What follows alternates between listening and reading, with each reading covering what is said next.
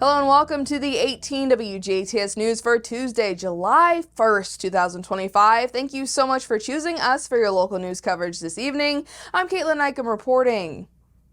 A Washington woman has died after a two-vehicle crash in Daviess County early Tuesday morning. According to the Daviess County Sheriff's Office, deputies were called just before 5 a.m. this morning to the intersection of U.S. Highway 50 bypass in County Road 150 South, known locally as Sunnyside Road. Authorities say 64-year-old Judy Farron was driving one of the vehicles involved. She and the other driver were both taken to Daviess Community Hospital.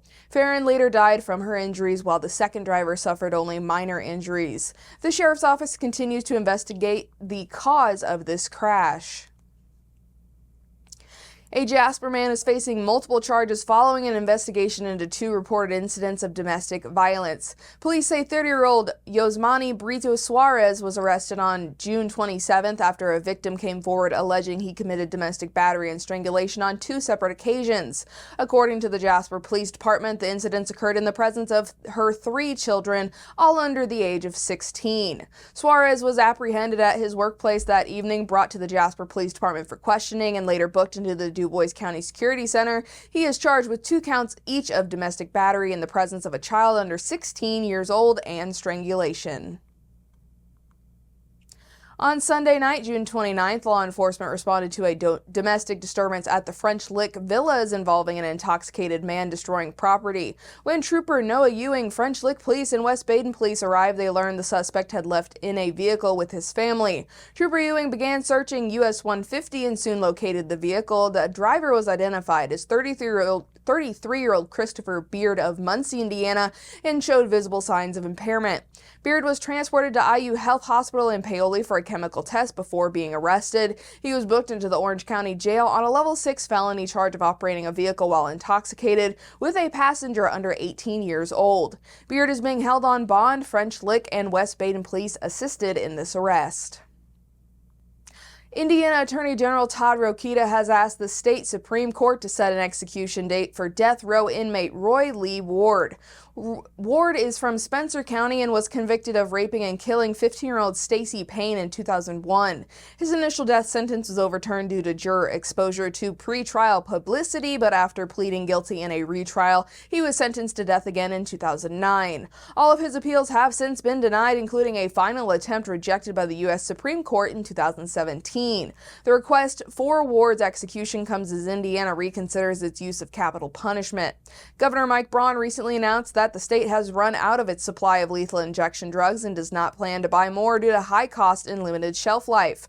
Braun has also urged lawmakers to examine whether the death penalty should continue in Indiana, suggesting alternatives or possible repeal. Indiana resumed executions late last year after a 15-year pause, carrying out 2 within the past 6 months. If the Supreme Court grants the Attorney General's request, Ward's execution could take place within 30 days of the court's decision, making him the 3rd inmate executed in the state since December. Jasper Engines has announced the recipients of their annual scholarship program. The applicants for the scholarship must be a dependent of children of full-time Jasper Engines Transmissions associates, and a rating system of several criteria is used to determine the recipients. The 21 winners chosen of Jasper Engines and Transmissions annual scholarship program for 2025 are Jayla Berry, Luis Campos, Hayden Krieglis, Hattie Dilger, Connor Fair, Reese Fisher, Kaylee Flanders, John Green, Maddox Hunt, Aiden Lamond, Kylie Leak, Alyssa Long, Jocelyn Marin, Dubon, Melanie Martinez Blanco, Tristan Messmer, Reese Mundy, Whitney Recke, Drew Schraring, Aaron Stevenson, Maggie Taylor, and Talon Weibler. Jasper Engines congratulates all of the scholarship recipients for this 2025 year. A new playground is set to bring joy to families at St. Mary's Church in Ireland thanks to a $20,000 grant from the Du Bois County Community Foundation. The funding is made possible through the C.J. Galehausen Endowment and will help upgrade existing playground equipment to better serve children in the community. Installation is expected to begin soon, with the foundation expressing pride in supporting a project that will create lasting memories for local kids. The Indiana Department of Transportation has announced a lane closure for State Road 61 in Warwick County beginning on or around Monday, July 7th. Crews will begin alternating lane closures for State Road 61 near Linville between I-64 and Shelton Road. These lane closures are for a chip and seal road maintenance project and are expected to take about a week to complete depending on the weather. Traffic flow will be handled by a flagger. INDOT reminds drivers to slow down and use extra caution and avoid distractions when traveling in and near work zones.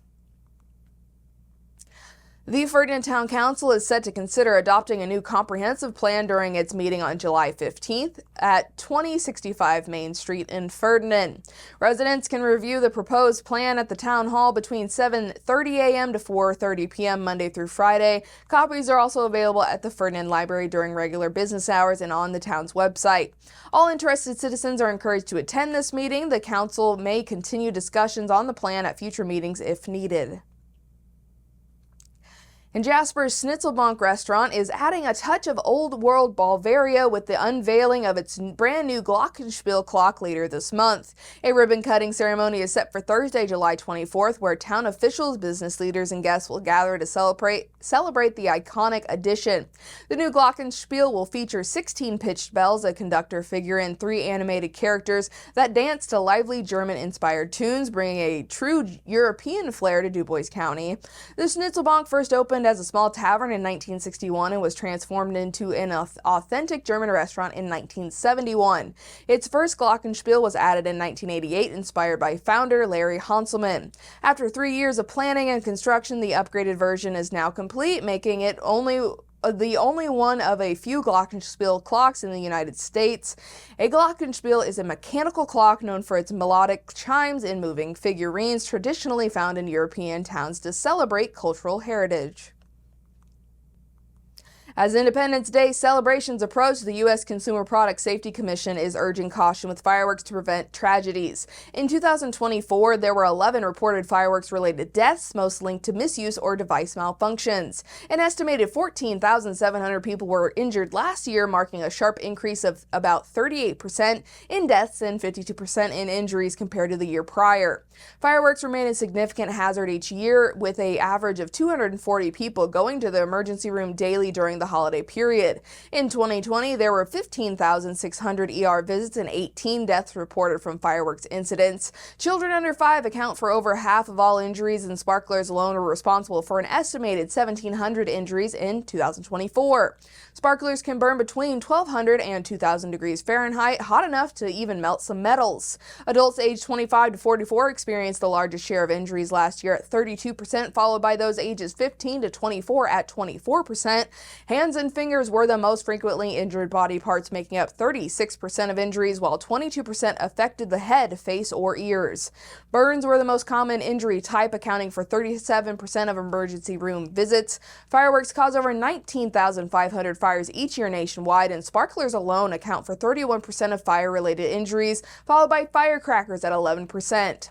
Officials emphasize leaving fireworks displays to professionals, but if using consumer fireworks, safety steps are critical, and some of which include never allowing young children to play with or ignite fireworks, including sparklers, never using fireworks when impaired by alcohol or drugs, light fireworks one at a time and move away quickly, keep a bucket of water or garden hose nearby in case of fire or mishap, never attempt to relight or pick up fireworks that did not fully ignite, ensure fireworks are legal in your area and only purchase those labeled for consumer use, and follow all instructions and warnings on the packaging.